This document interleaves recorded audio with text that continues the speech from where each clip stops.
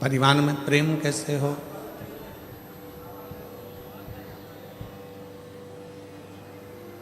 परिवार में प्रीति कैसे हो। आज के ज़माने में तो लोगों ने प्रेम के संबोधन को भी भुला दिया। लव एंड लस्ट दो शब्द हैं, एक लव है, एक लस्ट है।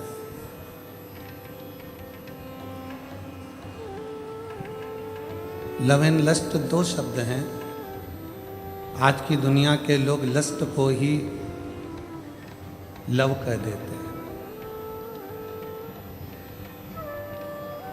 लव केवल प्रेम है, उसमें वासना नहीं है, और लस्ट केवल वासना है, उसमें प्रेम नहीं है।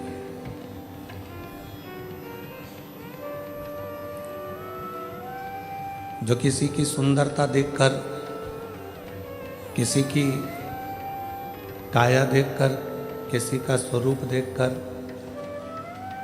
उसकी ओर जो आकर्षण हो रहा है वो लस्ट है, वो लव नहीं है, वो प्रेम नहीं है, वो केवल एक वासना है।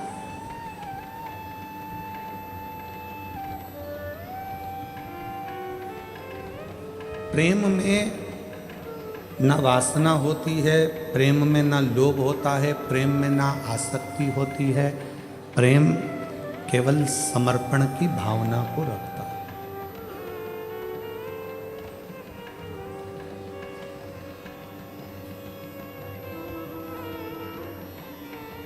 एक माँ अपने बच्चे को बड़ा करती है, अपने बच्चे से प्रेम करती है, तो उसको उस बच्चे से कुछ चाहिए नहीं।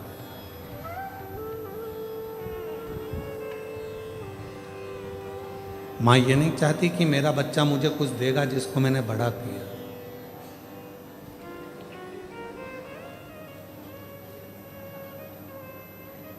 एक पिता अपने बच्चे से प्रेम करता है तो पिता ये नहीं सोचता कि मेरा बच्चा मुझे कुछ देगा। और जितनी मेरी जीजियाँ बैठी हैं, जितने मेरे जीजा बैठे हैं, जितनी मेरी माताएं बैठी हैं, जितने मेरे बुजुर्ग माँ बाप बैठे हैं, आप सबसे निवेदन है अपने बच्चों को बड़ा करना, पर उससे आस मत करना।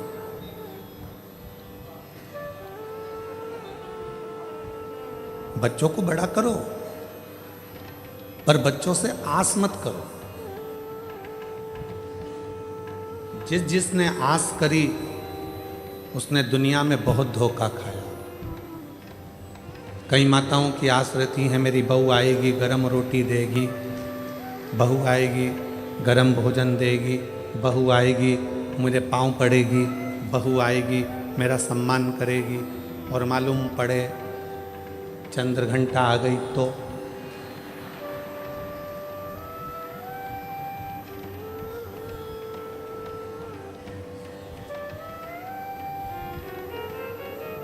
चंद्र घंटा माँ अम्बा दुर्गा भवानी का एक ऐसा नाम है जिस नाम पर लोग भले थोड़ा बहुत विचार कर लें कि चंद्र घंटा गुरुजी बोल दिए। शिव जी ने नाम रखा है माँ पार्वती का चंद्र घंटा। कब? जब भोलेनाथ माता पार्वती को विवाह कर कर लेकर आए।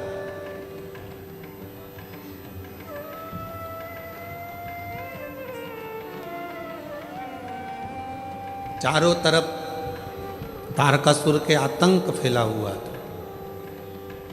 आप लोग तो गुजरात के रहने वाले हो, तो माता रानी के नामों का व्याख्यान तो आप जितना अच्छा कर सकते हो, हम तो बहुत कम कर पाएंगे, क्योंकि गुजरात तो पूरा माँ जगत जननी जगदम्बा अम्बा भवानी का एक आनंदमय स्थल है गुजरात। तो आप लोगों को तो ज़्यादा मालूम होगा कि माँ चंद्र घंटा का नाम चंद्र घंटा कैसे पड़ा। चारों तरफ तारकासुर के असुरों का आतंक फैला और शिवजी पार्वती जी के साथ विवाह कर लिए, और विवाह कर कर बाबा भोलेनाथ पार्वती जी को लेकर जब कैलाश पर पहुँचे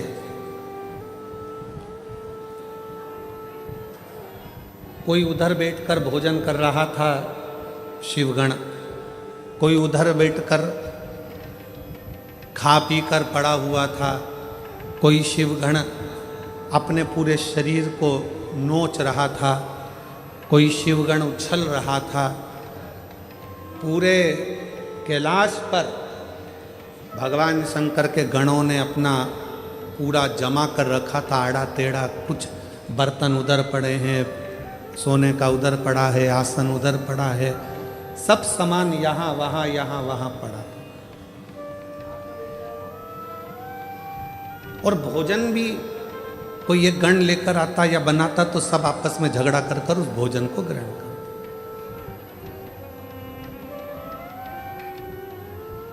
जैसे ही पार्वती जी कैलाश पर पहुंची और पार्वती जी ने देखा कि सारा अस्त व्यस्त कैलाश है, कोई सामान इधर पड़ा है, कोई सामान उधर पड़ा है, कोई सामान उधर पड़ा है, तो पार्वती जी ने शिव जी से कहा कि अपना विवाह हुआ है, अपन कहाँ रहेंगे ऐसे कैलाश पर। शंकर भगवान बोले, अब तुम घर की बहू बनकर आई हो, मेरी अर्धांगिनी बनकर आई हो, तो अब तुम इस पूरे घर को जमाना, सेट करना, पूरे घर को अच्छा बनाना, ये तुम्हारी जवाबदारी। पार्वती जी ने कहा, इतना बड़ा कैलाश और मैं जमाऊं? तुम अकेली नहीं, ये गण है ना इतने सारे, इनके साथ मिलके जमाओ। पार्वती जी बोली, ऐसे गण खाए पिया पसर गए, कोई अपने बाल खुजा रहा है, कोई हाथ पैर खुजा रहा है, कोई के 12 मुंह, कोई के 4 मुंह, कोई के 6 मुंह, इनको कैसे समझाऊंगी। पार्वती जी बोली, इनका भोजन कौन बनाता है? शंकर भगवान बोले, अभी तक हम बनाते थे। गणों का पेट भरने की जवाबदारी तो हमारी है, संसार का पेट भरने की जवाबदारी हमारी है। संसार पृथ्वी पर जितने भी जीव जन्म लेते हैं उनके पेट भरने की जवाबदारी हमारी है। पर अब आज से तुम हमारे साथ शादी कर कर आ गई हो, ये सारी जवाबदारी हमारी खत्म हो गई। आज से पेट भरने की जवाबदारी तुम्हारी है, तुम अन्नपूर्णा बन जाओ और सबका पेट भरो। हमारी जवाबदारी खत्म हो गई। बहू सोचे कि ये सामान कौन जमाएगा, सास जिठानी की देवरानी। अब तुम ब्याह कर कर आ गई हो, तुम जमा।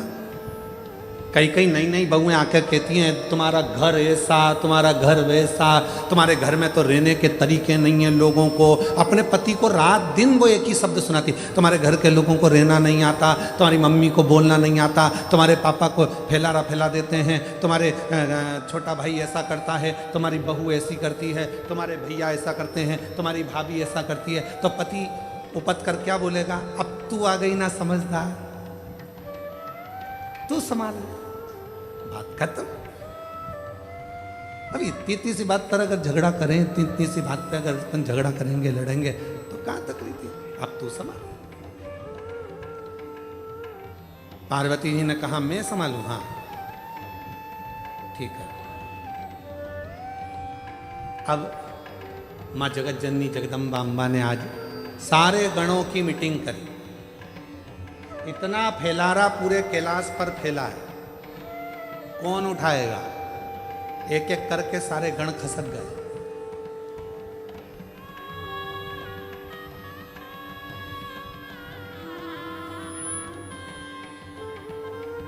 कौन उठाएगा? कोई नहीं। पार्वती जी ने शिव जी से कहा, वो तो सब चले गए। शंकर भगवान ने फिर डमरू बजाया, सबको बुलाया। पार्वती जी ने पूछा, ये भूख लगी है सबको? हाँ। भोजन करोगे सब? हाँ। अब सबने हाँ भर दी। पार्वती जी बोली, मैं भोजन बना रही हूँ, जितनी देर में खाना बनाऊँ, भोजन बनाऊँ, उतनी देर में पूरा कैलाश सेट हो जाना चाहिए, जम जाना चाहिए, और जो जमा कर आएगा सबसे पहले भोजन उसी को मिल जाएगा। जाओ। सब पहुंच गए, सब ने सामान जमाना प्रारंभ कर दिया। कोई झाड़ू लगाए, कोई बुआरी लगाए, कोई तोरण बांधे, कोई मंडप बांधे, कोई कुछ करे, कोई कुछ करे, सब कर। एक गण आया, मां भोजन। पार्वती जी बोली, चिंता मत करो, जैसे ही भोजन तैयार हो जाएगा मैं घंटा बजाऊंगी, तुम सब दौड़ के आ जाना भोजन करा दो। सुबह से शाम हो गई, अब जो चंद्र शिव जी के मस्तक पर विराजमान था वो भी पार्वती शंकर जी से कह रहा भूख लगी है। शंकर भगवान बोले कर काम जा।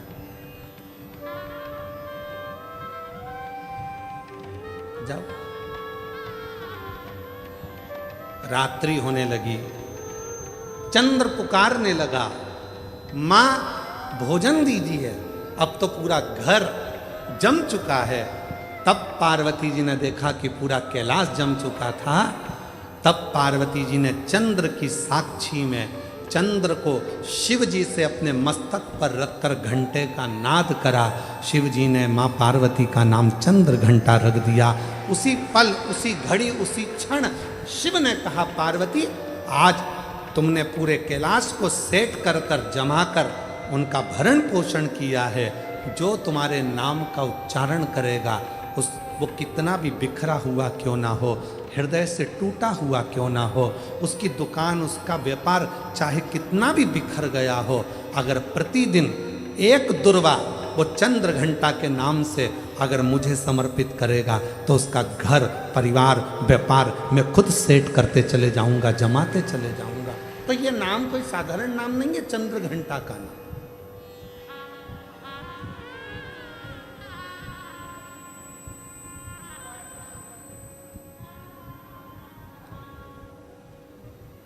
आस लगाना छोड़ो। शिव महापुराण की कथा में लिखा है कि शिव पुराण कभी नहीं कहती कि तुम संत बनो, साधु बनो, तुम तपस्वी बनो, या कहीं वन जाके बैठ जाओ, नदी के तट पर जाकर बैठ जाओ, या तुम किसी एकांत में जाकर बैठ जाओ। शिव पुराण तो कहती है कि शंकर भगवान गृहस्थी हैं। शंकर भगवान का पूरा परिवार है, भगवान शंकर गृहस्थी हैं, पूरे परिवार के साथ भोलेनाथ जी रहते हैं। पत्नी भी साथ, बेटे भी साथ, बेटे की बहुएं भी साथ, बेटे, बेटियां, दामाद, नाती, पंती, पोते सब शिव जी के साथ रहते हैं। 33 कोटि देवता में केवल एक देव ऐसे हैं, देवाधिदेव महादेव, जो अकेले नहीं रहते, सारे परिवार के साथ रहते, पूरे परिवार के साथ। और आप खुद देखो मंदिर में जाके, धर्मपत्नी, पुत्र गणेश, कार्तिकेय, अशोक सुंदरी, जया, विषहरा, शामलीवारी, दौतली, देव, नंदी, सब साथ।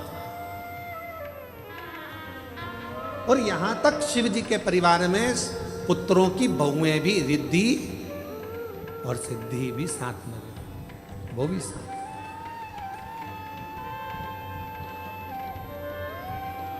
पूरा परिवार साथ में रह रहा, पूरा।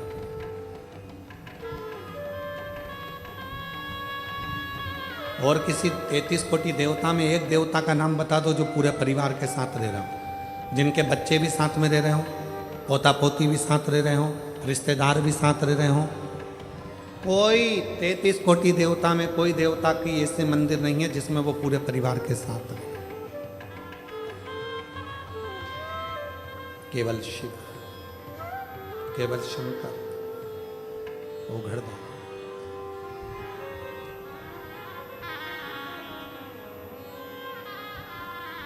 क्यों? एक बार माता लक्ष्मी जी ने भी भगवान विष्णु से पूछ लिया था कि शिव जी का पूरा परिवार एक साथ में है, शंकर भगवान का पूरा परिवार एक साथ में है, ये क्यों?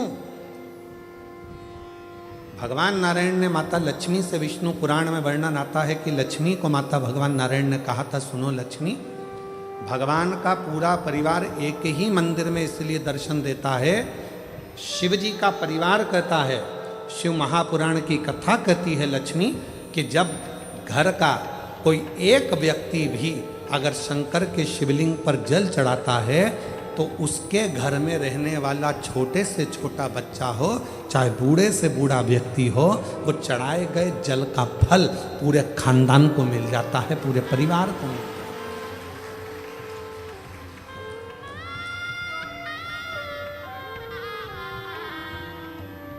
पूरे कुल को।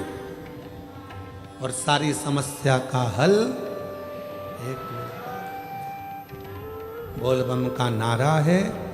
बाबा श्री शिवाय सबको मिल जाता, पूरे कुटुंब को।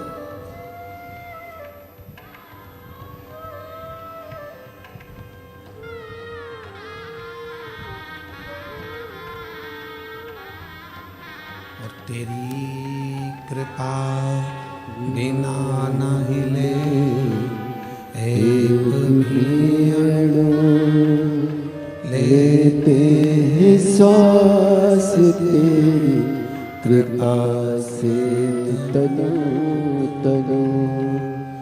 बखान क्या करूँ मैं राखों के ढेर का, चपटी भभूत में है खजाना कुबेर का।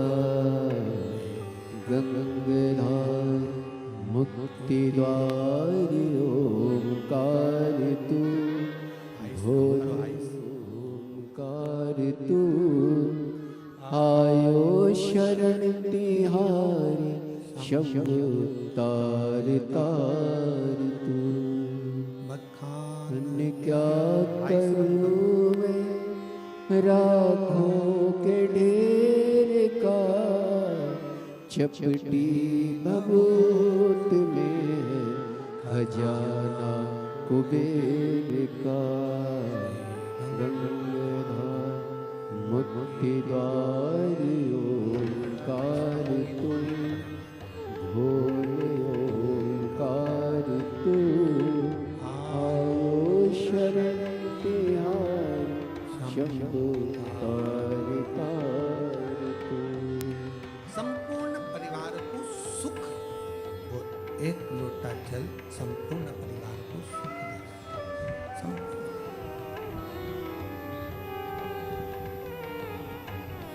आप शिव की आराधना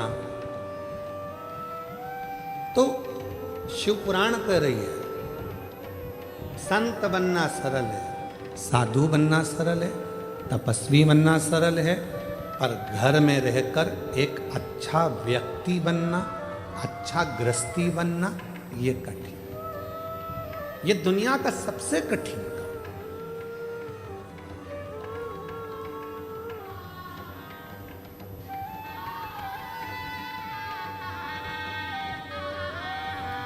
दूसरे को खुशी देना सरल है, पर स्वयं की खुशी लाना कठिन है।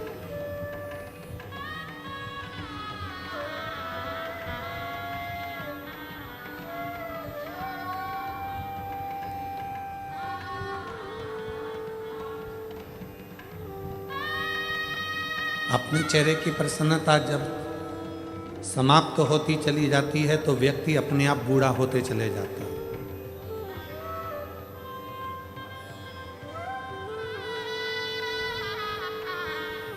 हम कभी कभी सबको कहते हैं आप लोग मुस्कुराया करो,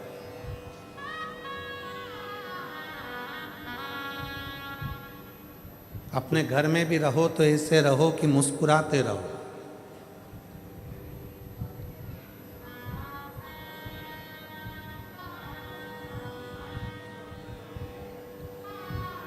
बेटा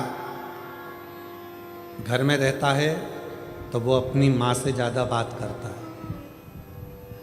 बेटा बेटी बच्चे घर में रहते हैं तो अपनी माँ से ज़्यादा बात करते हैं। पापा से इतनी बात करते हैं क्या? जम के बोलो जरा। नहीं।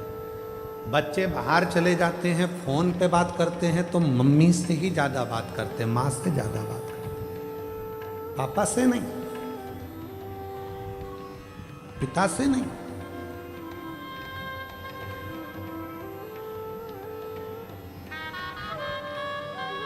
माँ से बात चल रही है और पिताजी पास में अपनी धर्म पत्नी के पास में बैठे हैं, वो माँ से बात कर रहा है।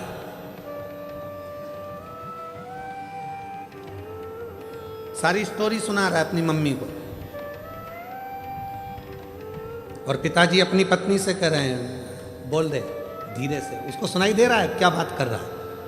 तो पिताजी अपनी पत्नी से कह रहे हैं, बोल दे उसको, टेंशन लेने की जरूरत नहीं है, उसका बाप बैठा है, बोल उसको, उसका बाप बैठा है, टेंशन मत ले, चिंता ना कर, बोल उसको। फोन पे पत्नी बोलती, बेटा क्यों चिंता करता है, पापा है ना, सब संभाल लेंगे। कई लोग कहते हैं शंकर भगवान आग बंद करके बैठे रहते हैं, शिवजी मौन होकर बैठे रहते हैं। क्यों? क्योंकि जगत के जितने बच्चे हैं वो अपनी माँ से बात करते हैं, अन्य बहन भाई से बात करते हैं, पर बाप से बात नहीं कर पाते। पर बाप पीछे से इशारा करता रहता है कि चिंता मत करना, मैं बैठा हूँ। शिव कहते हैं तू टेंशन मत लेना।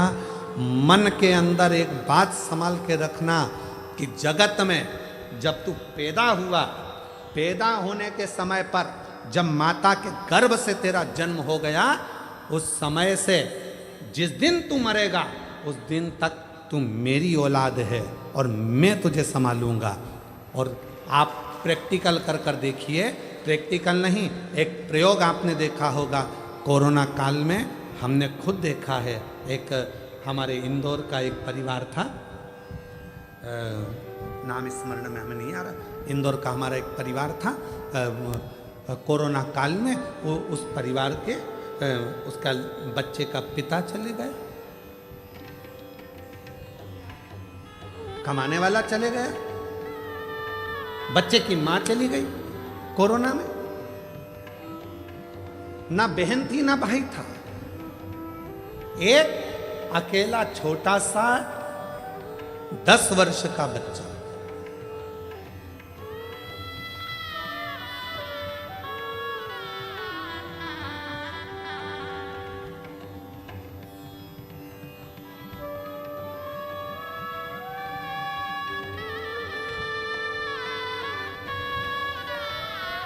गए मिलने के लिए, बच्चा, जितने मिलने वाले उनके रिश्तेदार थे, या अनाथ हो गया। अनाथ है, अनाथ है, अनाथ है। हमने कहा चिंता मत करो, 13 दिन पूरे होने दो, विश्वनाथ है, ये अनाथ नहीं है, विश्वनाथ, वो विश्वनाथ संभाले। कई अच्छे अच्छे परिवार के लोग एकत्रित हुए, सब ने कह दिया इस बच्चे को हम पढ़ा लेंगे। हम एक निर्णय लिया गया, आज वो बच्चा अच्छे स्कूल में पढ़ रहा है, अच्छी एजुकेशन कर रहा है और पढ़ने में भी होशियार। कौन संभाल रहा है? दादी को लगता है कि दादी सोचती है कि मैं परिवार को संभाल रही हूँ, बहू सोचती है मैं घर चला रही हूँ, बेटा सोचता है अगर मैं दुकान नहीं जाऊँगा तो घर नहीं चलेगा, बेटे को लगता है मैं फैक्ट्री नहीं जाऊँगा तो फैक्ट्री नहीं चलेगी, किसी व्यक्ति को लगता है कि मैं काम नहीं करूँगा तो ये काम ही नहीं होगा, मैं करूँगा तो होगा। अंदाजा निकाल दीजिए अपनी बुद्धि में से कि तुम कर रहे हो। जिस दिन तुम्हारी श्वास बंद हो जाएगी, शव पड़ा रहेगा, उस दिन भी तेरा घर चलेगा, उस दिन भी फैक्ट्री चलेगी, उस दिन भी दुकान चलेगी, उस दिन भी व्यापार चलेगा। जिस दिन तू चला भी जाएगा उस दिन भी चलेगा। क्यों? क्योंकि उसने जितना तेरे ललाट पर लिख कर रखा है। घर में 10 लोग रहते हैं तो 10 का भाग्य रहता है, घर में 4 लोग रहते हैं 4 का भाग्य रहता है। याद रखना, सामूहिक परिवार में रहने का हमारा सनातन धर्म कहता है कि परिवार को जोड़कर चलो। क्यों कहते हैं? इसमें परिवार का हित नहीं, तुम्हारा हित है। क्यों? अगर परिवार में चाचा जी हैं, ताऊ जी हैं, ताई जी हैं, जितने परिवार के सदस्य हैं, सबके भाग्य की लक्ष्मी, अगर एक का भाग्य सही नहीं है तो दूसरे का भाग्य तो अच्छा होगा, दूसरे का भाग्य ठीक नहीं है तो किसी तीसरे का तो भाग्य अच्छा होगा, तीसरे का भाग्य भी ठीक नहीं है तो किसी चौथे का भाग्य तो अच्छा होगा।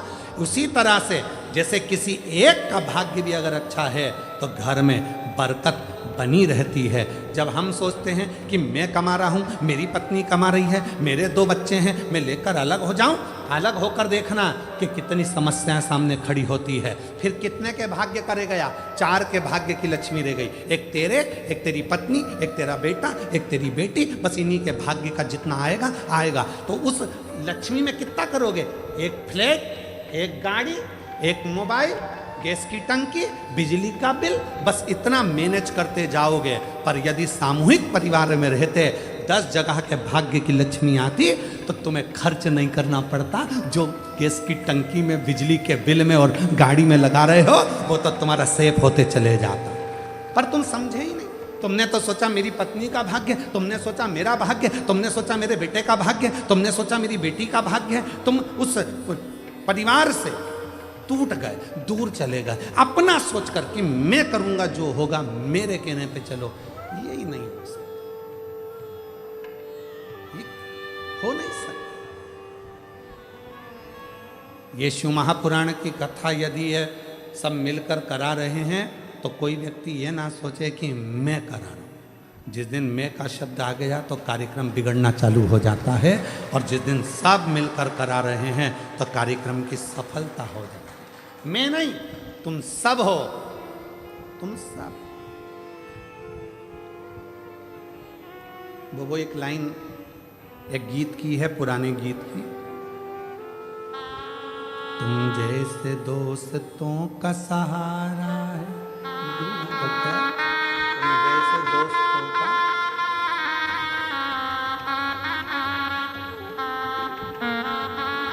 तुम जैसे लोगों का सहारा है दोस्तों। वो सब सामूहिक है, सब एक है। और फिर निवेदन करूंगा, परिवार की एकता,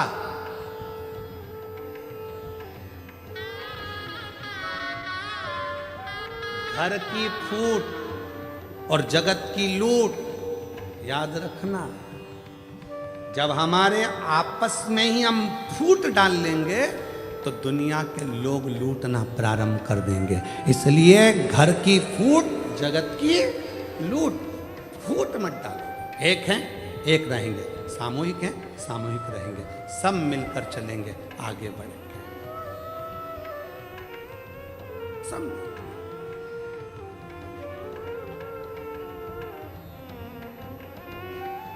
और हम क्या विचार में हैं? हम दो, जम के बोलो, हम दो, हमारे दो। और घर में माँ बाप आए तो उनको बाहर फेंक दो।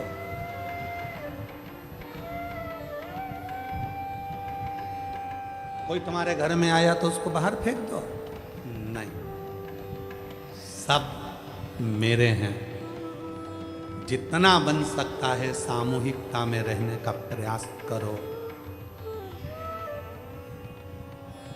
बटोगे तो कटोगे, एकजुट होकर रहोगे तो जिंदगी के हर पहलू, हर पहलू कौन नहीं देता। पर जितनी मेरी जीजियां बैठी हैं, जितने मेरे जीजा बैठे हैं, जितनी मेरी बेटियां बैठी हैं, जितने मेरे बेटा बैठे हैं, जितने बुजुर्ग माँ बाप बैठे हैं, आज एक बात याद कर कर जाना, तुम किसी से आस लगाना छोड़ दो। आज से नियम ले लो कि मैं अगर आस लगाऊंगी तो मेरे भोले नाथ से लगाऊंगी, बाकी के किसी से नहीं लगाऊंगी। क्यों? हम जिससे आस लगाते हैं वो आस एक ना एक दिन टूटती। कितना सोच के बैठी थी, मेरी बहू आएगी, गरम रोटी खिलाएगी, मेरे पाँव दबाएगी, मेरी चंपी करेगी।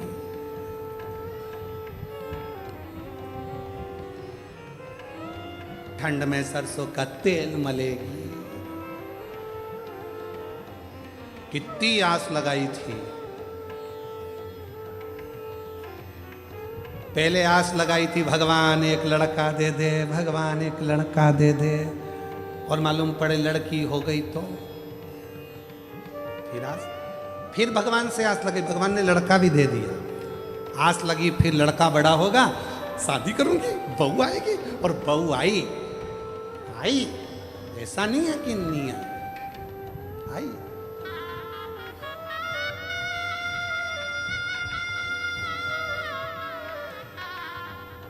तुमने सोचा था तुम्हारे सिर पे पल्लू लेके पांव पड़े। वो सुबह से उठ के आई, बहू आई, सुबह से उठ के आई। हेलो मम्मा, चाय बनाई? बहू आई, मम्मा बोली है तू बना हमको पिला। ओ नो, मैं नहीं पिलाऊंगी। मेरे गई कमरे में, सो रहा था भेरू। अजी अजी, और ना जाने कौन कौन से 3-4 शब्द हैं, मैं बोलूंगा तो आप लोगों को बुरा लग जाए। और मेरा बाबू और मेरा वो क्या चाचू की जानू, हाँ ऐसा कुछ बोले। अब उसको उठा रही, अजी उठो। अब बोले क्या है, क्या चाय। तो जाना किचन में, मेरी भी बना के ला। मैंने तो मेरे पापा के घर कभी ना बनाई। तूने चाय नहीं बनाई? नहीं, बेवकूफ बनाया। चाय नहीं बनाई। पति गया, चाय बनाई, इतने में माँ आ गई। माँ ने विचार करा तेरी शादी में डीजे पे गाना बजवाया था, अजीबो शान शहंशाह। डीजे पे गाना चला था, अजीबो शान शहंशाह। आज शहंशाह की ये हालत हो गई। बनियान पे चाय बना रही है। चाय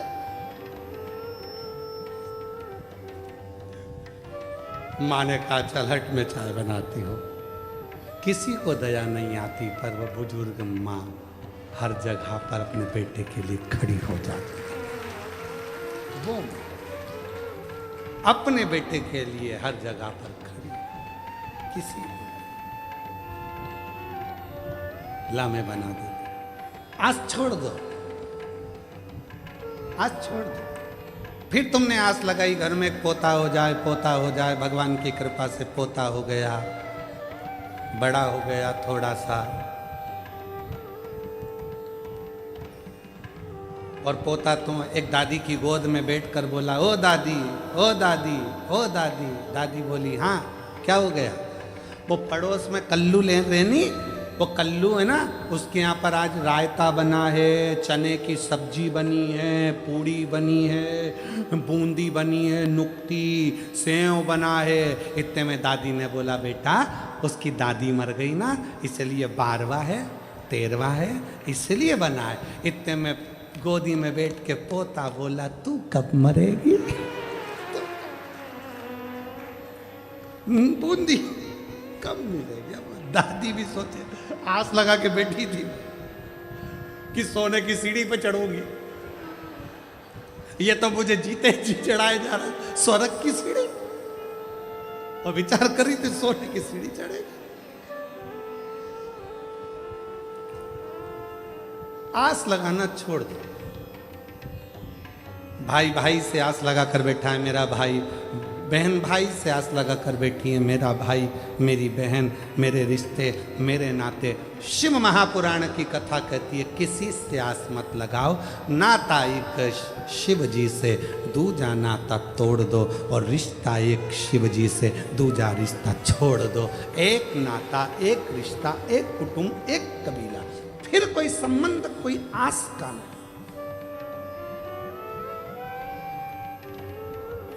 कथा में भी आओ तो आस लगा कर मत आना, कथा में आओ तो आस लगा कर मत आना। मैं जा रही हूं, आगे बैठूंगी। आस लगा के आई थी, अंदर प्रवेश ही नहीं मिला। सबको फोन लगा रही, भैया जी कहाँ हो?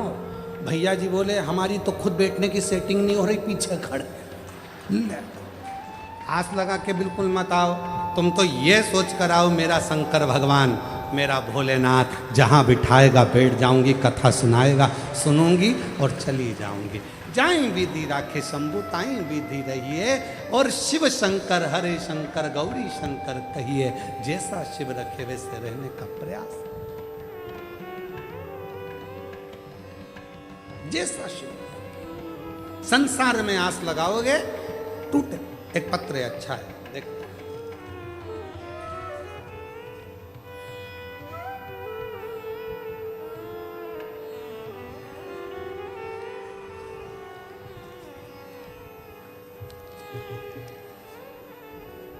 मोहिनी बहन विनोद भाई कहार, मैं बड़ौदा की रहवासी हूँ।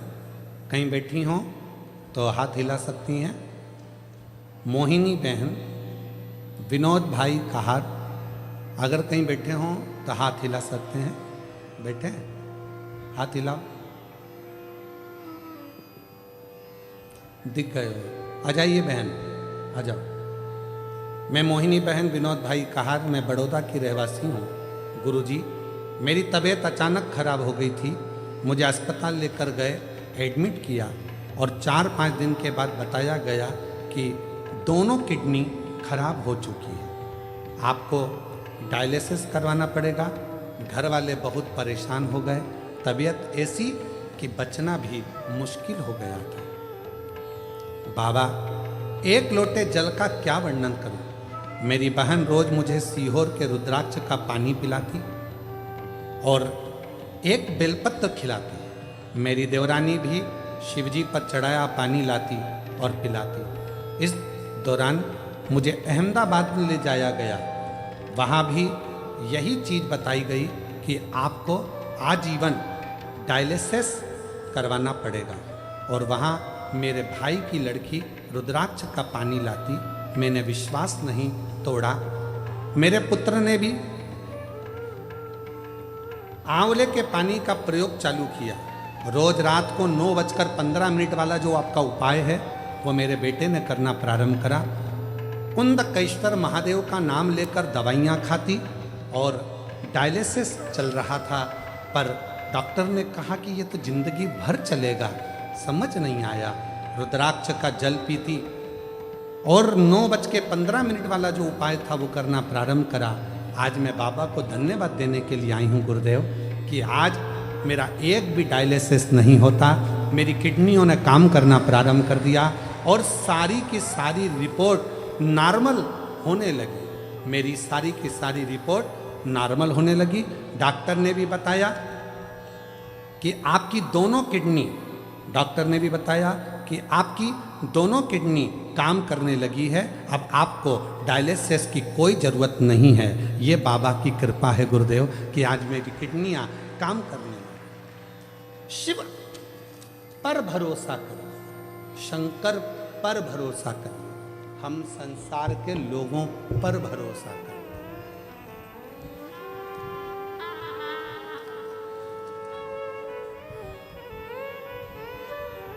हम संसार के लोगों पर भरोसा करते और आखिरी में होता क्या है, वो संसार के लोगों का भरोसा टूट जाता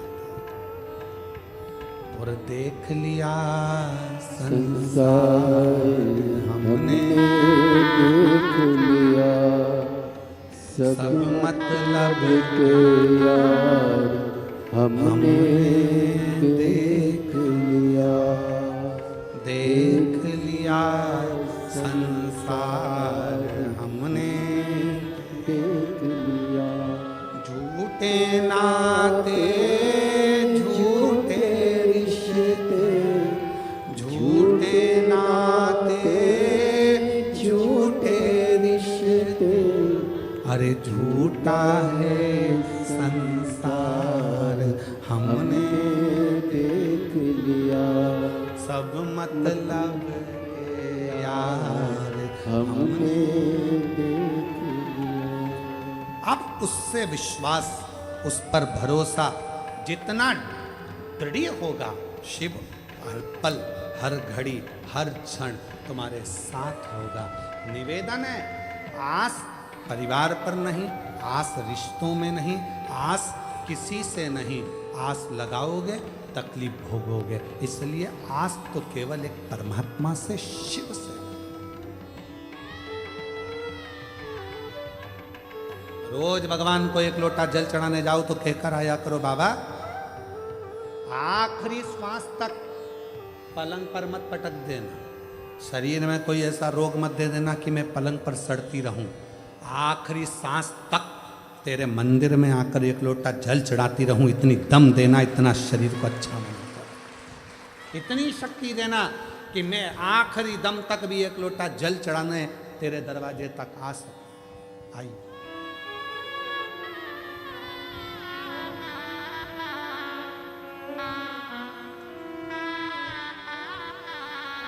झूठे नाते झूठे रिश्ते, झूठे नाते आंसू पोंछो पहले, आंसू पोंछो पहले, आंसू पोंछो।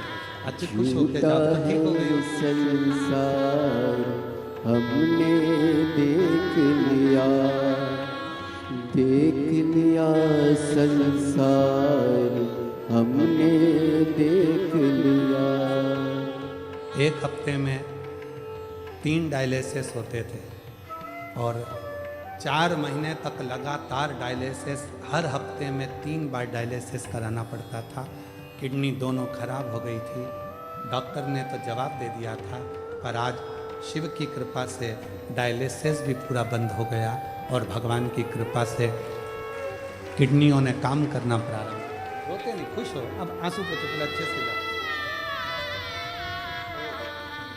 दीदी कह रही है मैं सीहोर गई थी, माँ का रुद्राक्ष लेकर आई, उसको तांबे के कलश में गलाकर शिव को चढ़ाकर पानी अपनी बहन को दे देती थी। शिव की कृपा। एक बार जोरदार ताली बजाओ।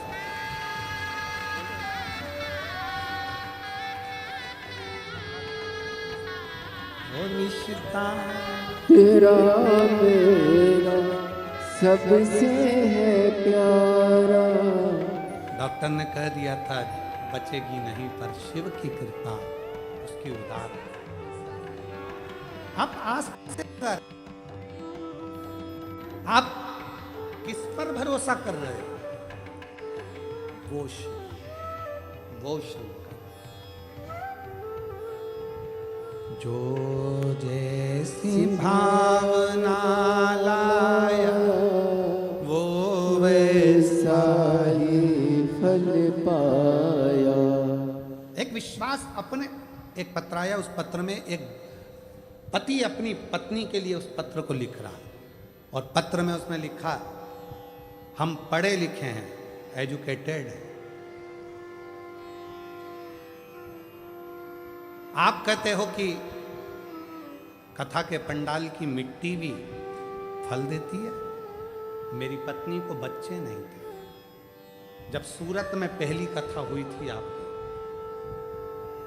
जब सूरत में पहली कथा हुई थी, अभी सूरत की दूसरी कथा, सूरत में जब पहली कथा हुई थी तो मैं अपनी पत्नी को केवल दिखाने के लिए ले गया था कि बाबा सब झूठ बोलते हैं, वो पत्र में लिख रहा है।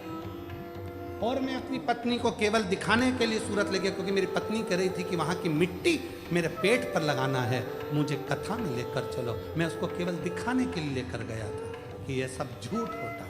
उसने पत्र में लिखा।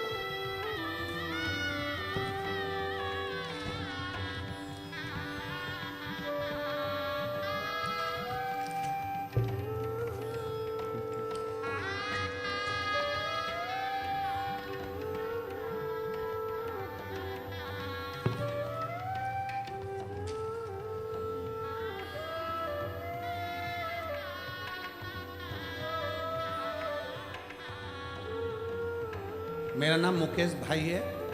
मैं गांव करमड़, जिला सुरेंद्र नगर, गुजरात का रहवासी हूं और मेरा मोबाइल नंबर ये है। मैं आर्मी में नौकरी करता हूं। भटिंडा में मेरी पोस्टिंग, पंजाब भटिंडा में मेरी नौकरी है। कहीं बैठे हों, आप ही हैं, ऐसे हाथ हिला दो एक बार। हाँ, वापिस हाथ हिलाओ। आ जाइए। बच्चा आया है साथ में? हाँ, ले आइए। मेरी भटिंडा में नौकरी है, मैं आर्मी में हूँ। मैं आप पर भरोसा नहीं करता था। मैं नहीं जानता कि पंडाल की मिट्टी क्या इतनी बलवान होती है। आर्मी का भी कोई ऐसा डॉक्टर नहीं था जिसको मैंने अपनी पत्नी को नहीं दिखाया। ऐसा दुनिया का कोई डॉक्टर नहीं था जिसको मैंने अपनी पत्नी को ना दिखाया हो। पर सबने कह दिया था कि इसको बच्चा नहीं होगा। तब पत्नी ने जिद पकड़ ली कि वो सियोर वाला बाबा कहता है कि कथा के पंडाल में बैठकर जो मांगा जाता है वो मिलता है। सूरत में कथा थी, मैं आया नौकरी से, पत्नी को लेकर उसकी जिद के पीछे उसको कथा में ले गया। पंडाल में जगह नहीं थी, पीछे बैठ गए। उसी मिट्टी को पत्नी ने कहा लाओ मुझे उठा कर दो, मैं पेट में लगाऊंगी। पत्नी और मैंने मिट्टी उठाई, श्री शिवाय नमस्तुभ्यम कहकर मिट्टी को पेट पर लगाना प्रारंभ करा और कुबरेश्वर धाम जाकर रुद्राक्ष चलाए। और बाबा की ऐसी कृपा हुई कि 11/1/2025 को 11:11 पर मेरे घर में संतान की प्राप्ति हुई। ये शिव की, ये शंकर की उदारता। मैं नहीं मानता था, मैं नहीं जानता कि शिव महापुराण के कथा के पंडाल की मिट्टी भी इतनी पवित्र हो जाती है शिव नाम उच्चारण से मात्र।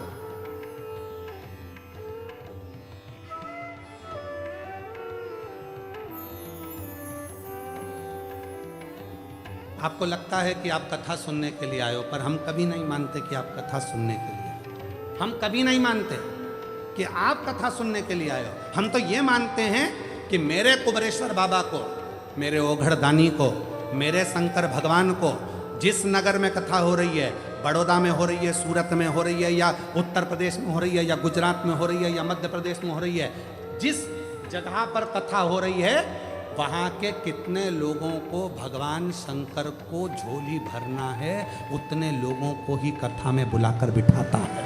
ये उसकी रीति है। कितने लोगों की झोली भरना है, बस उतने ही कथा के पंडाल में पहुंचेंगे। कितनों की झोली भरना है, उतनों को ही वो अपनी कथा में बुला पाता है, और उतनों को बुलाकर उसकी झोली भर देता है। आज नहीं देगा, कल देगा, 3 महीने में नहीं देगा, 6 महीने में देगा, पर देगा जरूर। फाइल अगर थोड़ी मोटी है, पढ़ने में टाइम लगेगा, पर मेरा महादेव बिना दिए रहेगा। जो जैसी भावना लाया वो वैसा ही फल पाया, नहीं खाली उसे लौटाया, वो मन ही मन हर्षाया, और कर दिया माला माल काशी वाले ने लुटा दिया भंडार काशी वाले ने। वो उस पर कितना भरोसा है तुम्हें, उस पर विश्वास कितना है तुम्हें, उस पर दृढ़ता कितनी है तुम्हारी। आप किससे आस लगा कर बैठे हो, आप किस पर भरोसा कर कर बैठे हो। ये शिव महापुराण की कथा जो बड़ौदा गुजरात में चल रही है, आप सीहोर वाले महाराज को सुनने के लिए नहीं आए हो। ये मन से निकाल देना कि हम सीहोर वाले महाराज को सुनने के लिए आए, सीहोर वाले बाबा को सुनने के लिए आए। नहीं नहीं नहीं, सीहोर वाला बाबा तो कभी शिव पुराण बाजता ही नहीं है। बाजता तो वो ओघड़दानी कुबरेश्वर महादेव है, वो बाजता। सामर्थ्यता नहीं है किसी की कि शिव शंकर की कथा बाच ले, सामर्थ्यता नहीं किसी की कि शिव की आराधना कर ले, सामर्थ्यता नहीं किसी की कि शिव का भजन कर ले। वो कराता है तो करते हैं, वो कराता है तो करते हैं, उसकी कृपा, उसकी दया। जो जैसी भावना लाया वो वैसा ही फल पाया। 11 साल के बाद हुआ है, जोरदार ताली बजाओ। शिव नहीं खाली से लौटाया वो मन ही मन हर्षाया, कर दिया माला माल काशी वाले ने, लुटा दिया भंडार काशी वाले ने, आंसू पोंछ के जा बेटा, लुटा दिया आंसू पोंछो पहले। बाबा के हाथ से खुश खुश है। काशी वाले ने, कर दिया माला माल काशी वाले। जो जैसी भावना लाया वो वैसा ही फल पाया। शिव उपासना का फल क्या, शंकर की उपासना का फल क्या। आप किस पर भरोसा कर रहे हो, आप किस पर विश्वास कर रहे हो, ये आप पर निर्भर है।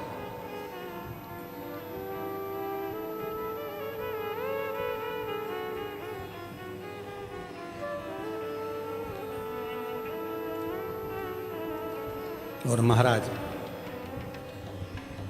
वो दुनिया के दुखड़े मिटाने वाला है, वो दुनिया के कष्ट मिटाने वाला है। आस उसी से रखी जाए।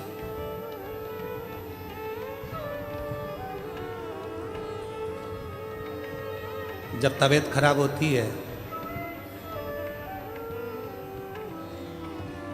डॉक्टर दवाइयां देता है, बोलो देता है कि नहीं देता है? अरे जम के तो बोलो। पहले देगा गोली, दवाई। जब गोली और दवाई से काम नहीं बनेगा तो फिर लगवाएगा इंजेक्शन। बोलो बोलो, इंजेक्शन। दवाई, गोली, इंजेक्शन से भी काम नहीं चलेगा, फिर आखिरी में कहेगा कि भाई एडमिट हो जाओ, भर्ती हो जाओ अस्पताल में, हॉस्पिटल में भर्ती हो।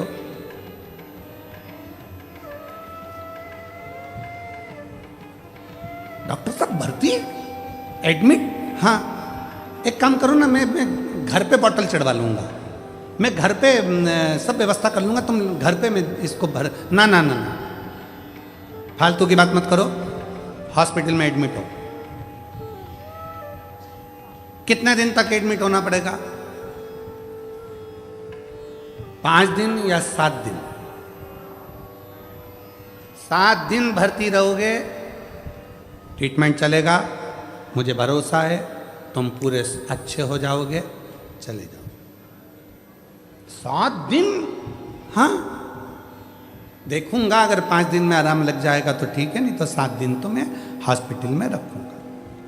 अब उसने दवाई दी, गोली दी, उससे आराम नहीं लगा, इंजेक्शन से आराम नहीं लगा, तो 7 दिन के लिए हॉस्पिटल में भर्ती करा। अस्पताल में जब भर्ती करा, एडमिट करा, ट्रीटमेंट देना प्रारंभ करा, 7 दिन बाद तुम इतने अच्छे हो गए कि दौड़ दौड़ के काम करने लगे और चकाचक आनंद से रहने लगे, आनंद से। बस यही कथा है।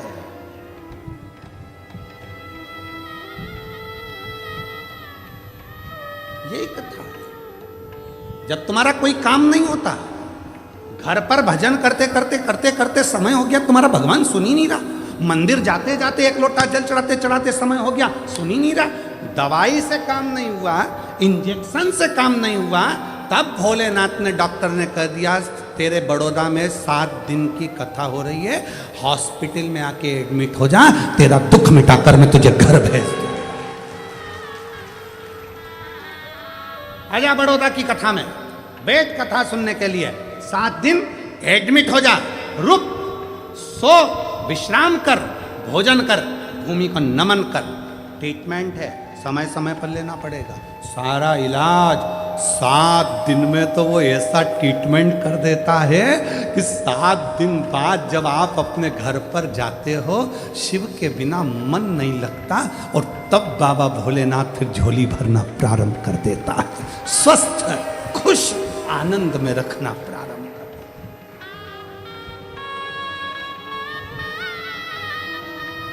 आनंद।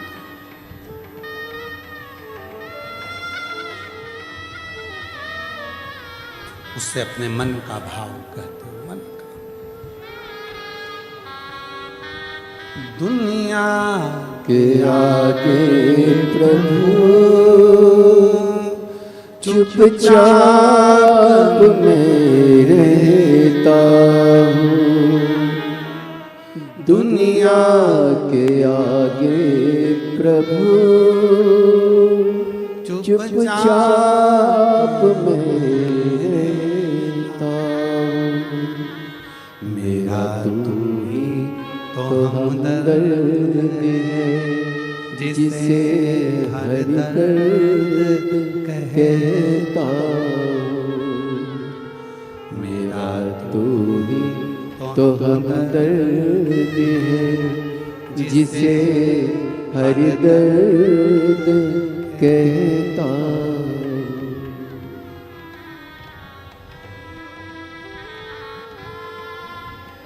दुनिया के आगे प्रभु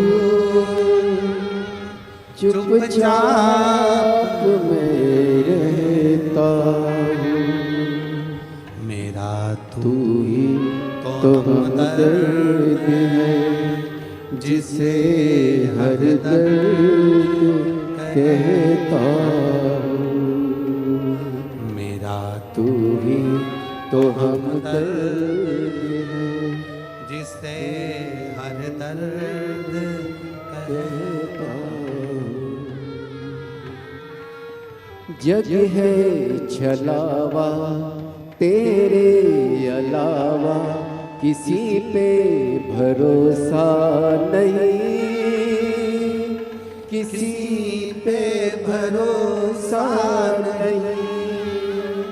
मुझे दाना पानी सिवा तेरे दानी, किसी ने परोसा नहीं, किसी ने परोसा नहीं। भला कैसे भूलूं तेरी मेहरबानियाँ, मेरा तू ही तो हमदर्द है, जिसे हर दर्द कहता हूँ। मेरा तू ही तो हमदर्द है, जिसे हर दर्द कहता हूँ। उसने बुलाया, 7 दिन यहाँ बिठाया। आपको लग रहा है कि आप कथा में बैठे हो, नहीं, ट्रीटमेंट कर रहा है, इलाज कर रहा है, रखा है तुमको।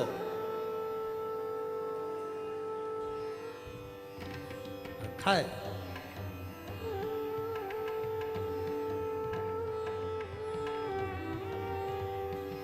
उसकी अविरल भक्ति में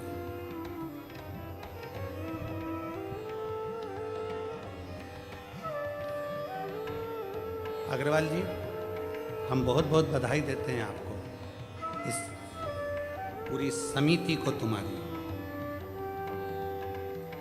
पूरी समिति को बधाई देते हैं।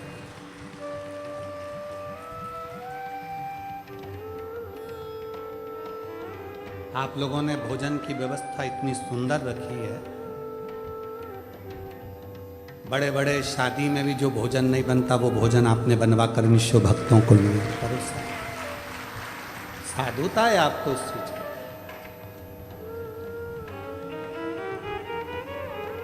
और पूरे बड़ौदा के जितने भी शिव भक्त हैं, जो कोई पानी, कोई चाय, कोई दूध, 24 घंटे जो व्यवस्थाओं में लगे हुए हैं, बाबा देव अधिदेव महादेव आपको क्या देगा ये तो आपको बाद में मालूम पड़ेगा। आपको करो सेवा, वो देगा। सेवा करो तो मेवा मिले रे।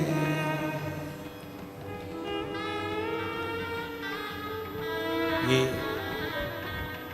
शिव भक्तों की सेवा करोगे तो मेवा मिलेगा, और घर पे बुजुर्ग माँ बाप की सेवा करो, सेवा करो तो चाबी मिले रे।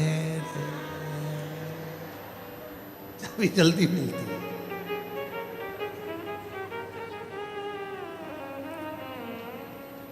पर ऐसा नहीं है, चाबी के लिए कभी सेवा नहीं होना चाहिए। बुजुर्ग माँ बाप की सेवा तो इस भाव से करो कि हमारे भी बच्चे होंगे, अगर हम हमारे माँ बाप की सेवा करेंगे तो हमारी औलाद हमारी करेगी, इस भाव से। अगर हम आज अपशब्द कहेंगे तो हमारे बच्चे अपशब्द कहेंगे, हम आड़ा टेढ़ा बोलेंगे हमारे बच्चे आड़ा टेढ़ा बोलेंगे, हम कुछ बोलेंगे हमारे बच्चे आड़ा टेढ़ा। ये तो ये हाथ दे, ये हाथ ले।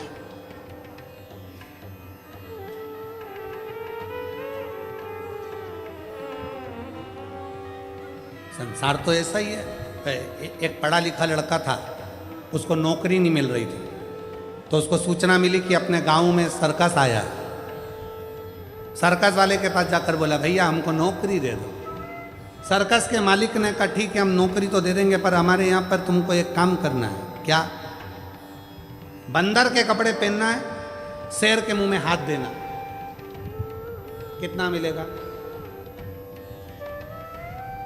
20,000 रुपये महीना। तैयार हो? ठीक है। बंदर के कपड़े पहन के शेर के मुंह में हाथ देना है। नौकरी नहीं मिल रही थी बेचारे को, तो उसने नौकरी कर। अब उसको पिंजरे के अंदर, सर्कस चालू हुआ, चारों तरफ लोग बैठ गए, उसको पिंजरे के अंदर शेर बंदर के कपड़े पिना के शेर के पिंजरे में उसको छोड़ दिया। और जो शेर के पिंजरे में छोड़ा, इतनी देर में उस पिंजरे में फिर शेर आया दौड़ते हुए। जो शेर आया ये पीछे खसक गया, शेर इसकी ओर बढ़ा, ये और पीछे खसक गया, शेर और आगे बढ़ा, ये और पीछे खसका। शेर को लगा ये घबरा लिया, शेर झपट के उसके पास में गया, उसके कानों में जाकर बोला, चिंता मत कर, 20,000 में तू बंदर बना है, 30,000 में मैं शेर बना। क्यों चिंता करता है? नकली के युग में असली शेर भी नहीं मिलता। किस चीज की असली आपका नकली नकली नकली नकली सब नकली का युग चल रहा है और उसमें तुम असली ढूंढने का प्रयास कर रहे हो। दुनिया में चमक धमक देखकर ज्यादा चाले में ना पड़िएगा, कहीं आडंबर में मत फंसो, किसी आडंबर में मत जाओ कि हम आ जाएंगे तो हमारा ऐसा होगा, ना ना, तुम्हारा एक लोटा जल सारी समस्या का हल। एक लोटे जल में ना कोई आडंबर है, ना कोई दिखावा है, ना कोई ढोंग है, ना कोई ढकोसला है।